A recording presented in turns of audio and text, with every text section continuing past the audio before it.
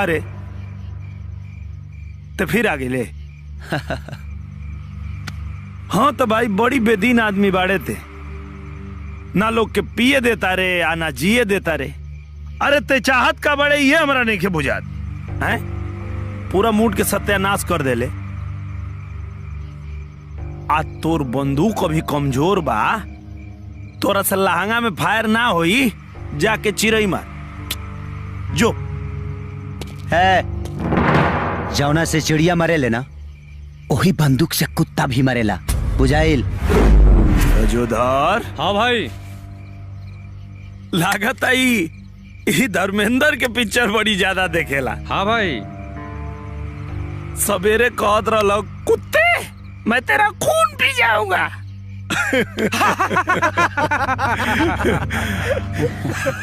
अब कहता कि चिड़ई भी मारेला कुत्ता भी मारेला। हाँ तो अब सनी देओल आ बॉबी देओल के भी कोनो डायलॉग होखे तो वो बोल ला, कहे कि हम तो बतियाई ले कम लतियाई ले ज्यादा। है सुन, आज तोरो पता चल जाई कि हम बोलबे ना करी ले, करके भी दिखाई ले। अब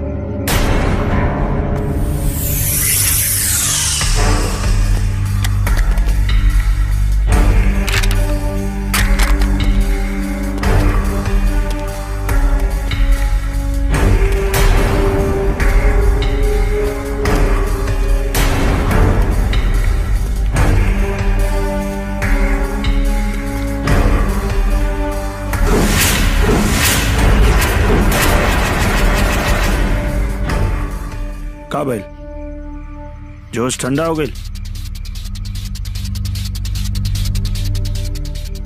कि पैंट गीला हो गई?